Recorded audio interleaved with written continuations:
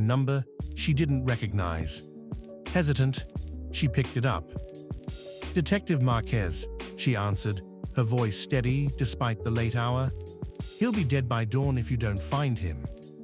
Before Elina could respond, the line went dead. She stared at the phone, her heart racing. She'd been in the force for over a decade, but something about this call unsettled her. Who was the he? Why had she been chosen? She rushed into the rain, mind racing. She checked her messages, her contacts, anyone who might know something. Nothing. No missing persons, no threats. But as she drove through the slick streets, her phone buzzed again. This time, it was a text message, 12th and Main. "Midnight. Don't be late." The clock read 11:45. She floored the gas, her gut telling her this wasn't a prank.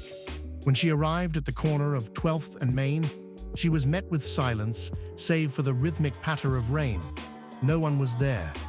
Scanning the dark street, a flicker of movement caught her eye.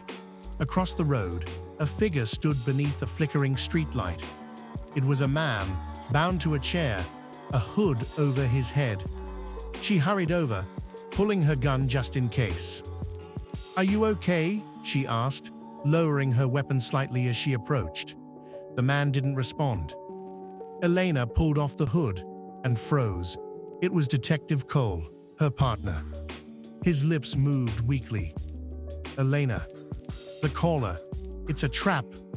Suddenly, headlights cut through the rain, and a black car sped toward them. Elina barely had time to react.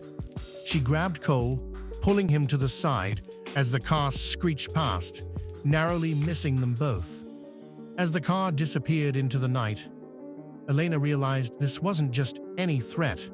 Someone had orchestrated this, someone who knew her, someone who had a score to settle. But who? And why? The answer, she feared, was hidden in the past she had tried to forget. And now, it was coming for her. Elena's heart pounded as she crouched beside Cole, scanning the shadows for any sign of the speeding car. The rain blurred her vision, but her mind was sharper than ever. This wasn't random. It was personal. "Cole, stay with me," she said, checking his pulse. It was weak, but steady. We were set up," he muttered, barely able to keep his eyes open. "It's him, Elina. The one we never caught." She froze. "The Sable Street killer?" Her voice was barely a whisper, but the weight of the words hung heavy in the air. That case had haunted her for years, the one that had almost ended her career. The killer had vanished without a trace, leaving a trail of bodies and broken lives. And now he was back, or someone who knew enough to mimic him. Elina had thought she'd moved on, buried the case and the memories deep, but someone had dug them up. "I'll get you to safety," she said, trying to remain calm. "Then we'll figure this out." But Cole shook his head weakly. "It's not just me, Elina. There's someone else." His voice broke off in a painful gasp. "She's next." Elena's blood ran cold. She didn't need to ask who he meant. Samantha Harris, the one survivor. The girl who had escaped the Sable Street killer 6 years ago. Elina had saved her life back then, and now it seemed the past had caught up with them both.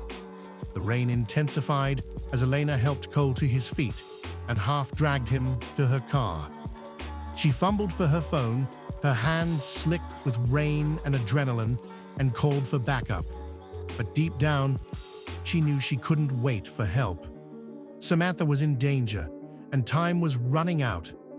As she sped through the streets towards Samantha's apartment, Elena's mind raced. The killer, or whoever was behind this, knew too much. Every step felt calculated, like she was being led into a trap. But she couldn't stop now. When she reached Samantha's building, the lights were out.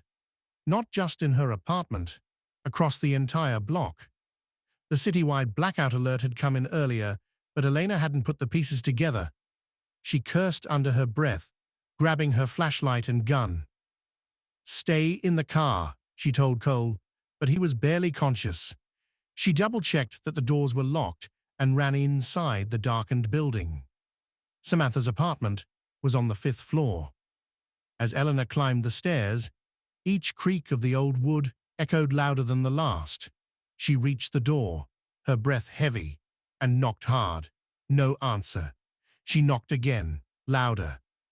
"Samantha, it's Detective Marquez." Still nothing. Elena's pulse quickened. She took a step back and kicked the door in with a forceful thrust. The apartment was pitch black, the air heavy with silence. She swept the beam of her flashlight across the room, searching for any sign of movement. Then she saw it, shadows flickering across the walls, just out of reach of the light. Her breath caught as she stepped forward, and then a voice. "So predictable, Detective." The distorted voice echoed through the room, the same voice from the phone call. Elena spun around, shining the light across the shadows. "Show yourself," she demanded, her gun steady in her hand. A figure emerged from the darkness, standing just outside the reach of her flashlight beam. The silhouette was tall, looming, a familiar chill creeping over her skin. "You couldn't save them all, could you, Marquez?" the voice taunted. "But you did try. Oh, how you tried." Suddenly, a loud crash came from the back room. Elena's heart leapt into her throat as she ran toward it, throwing open the door to Samantha's bedroom. Samantha was there, bound and gagged, tears streaming down her face. Elena rushed to her, her hands trembling as she untied the ropes. "You're safe now," she whispered, her voice steady, despite the fear gnawing at her. But as she worked, the distorted voice came over her phone again, crackling through the still air. "You can save her, Marquez," the voice said. "But who's saving you?" The realization hit her like a punch to the gut.